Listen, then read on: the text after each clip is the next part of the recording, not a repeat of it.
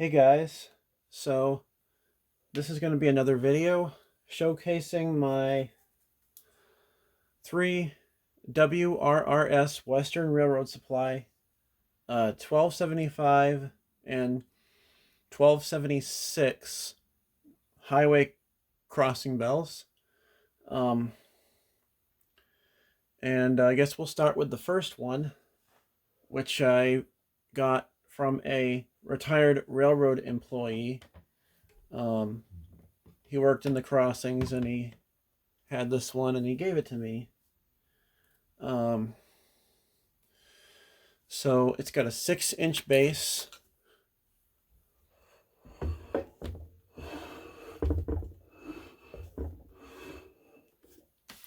It has been painted. I do plan on sanding this one, sandblasting it, to just get some of the paint off and just expose the letters a little bit better. This one's a 1276. It is made of cast. This is a cast iron body bell and cast iron gong.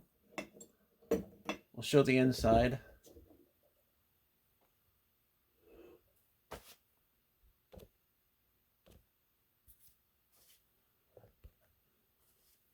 As you can see, it's a little bit rusty, but it functions well.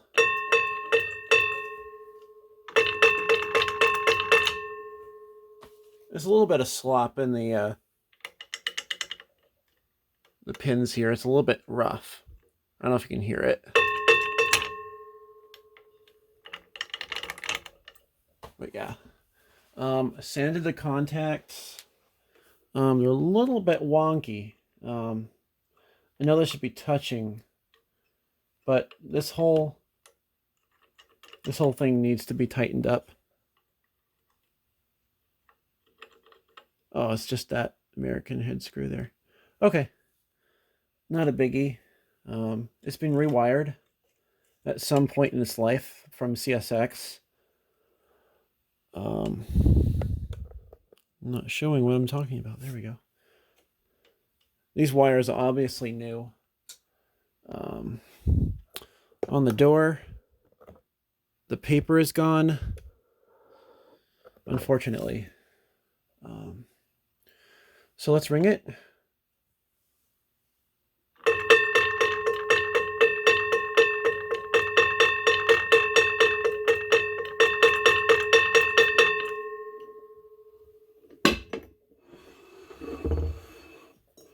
Let's also tap it.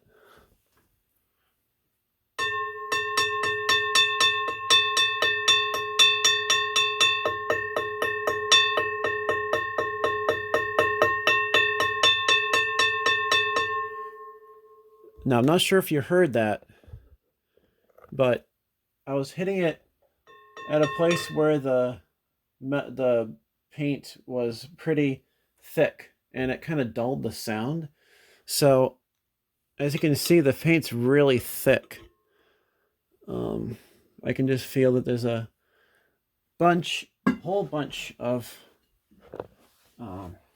layers. So once that's off there, it'll sound like $1 million. So push this guy aside, and we'll go to this next one. This bell I purchased from eBay, and it has a replacement gong on it.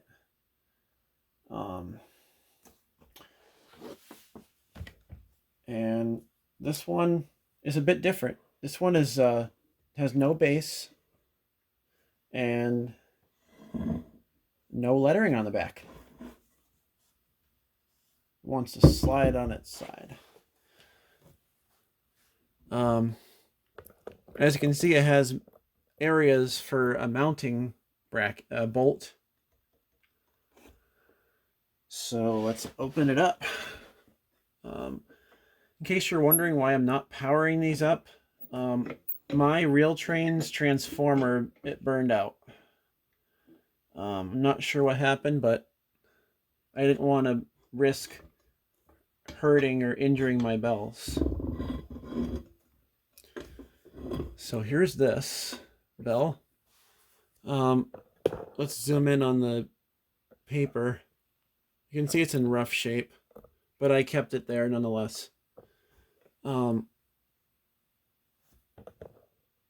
a bolt hole here and here, and this bell would have mounted to the post of a mast signal. And as you can see, it's got the original cloth wiring, and it's in horrible shape.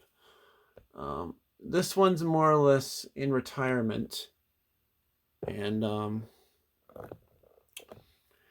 I did power it up, and it did not want to work too well. There was smoke coming from the contacts, which that was a red flag for me. I took it right off. And I think that possibly there might be a bad cotter pin in the back, because this thing is super, super loose. And so let's ring it.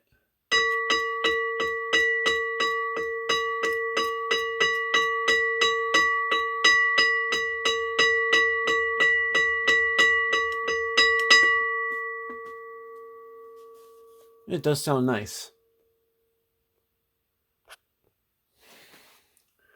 So yeah, the cloth wiring is pretty rough, but close the door.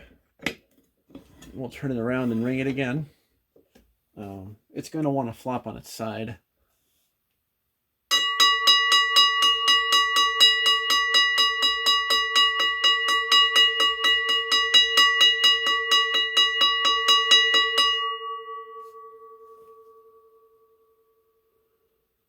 Okay. Push you back. Stay. Okay. And this one is my favorite.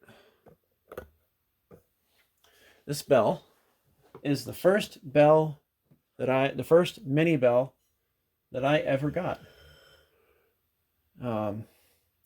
You probably remember this one from my last video.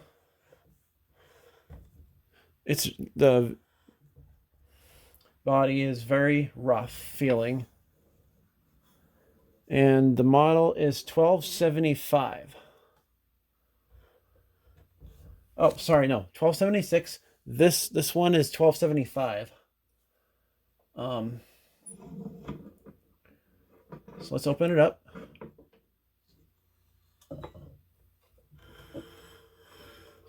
This one is in overall the best condition of the three that I have.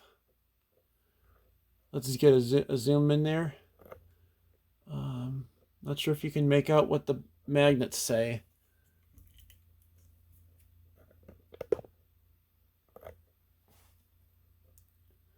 Five ohms. Okay. And look at that. The label on the door is still intact. Perfect.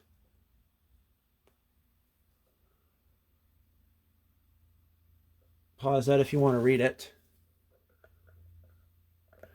Oh, and I was wrong again. 1275. And this has a CR on it. I'm not sure what that stands for. Serial number is 3460. I'm not sure if that's a year or what. Designed for 6 to 12 volts DC. Do not apply more than 13 volts, obviously. So let's ring this thing up, shall we? Bend that down a little bit.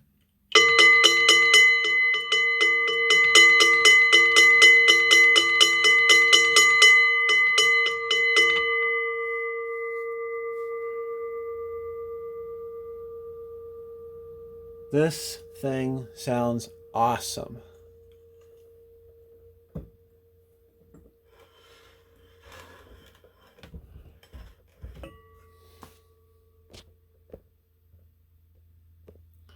So let's ring it.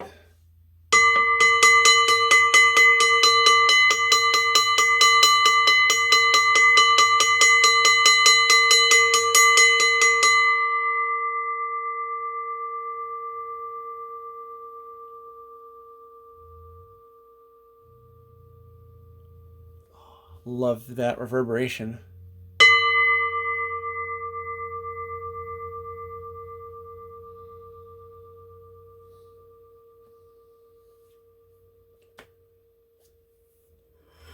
So let's tap all of them. I gotta turn off my light in order to get the wide camera.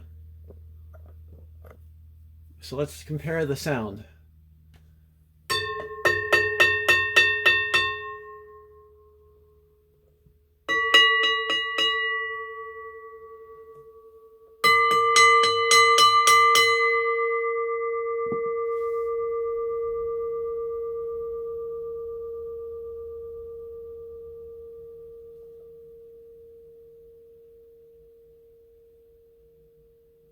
Nice.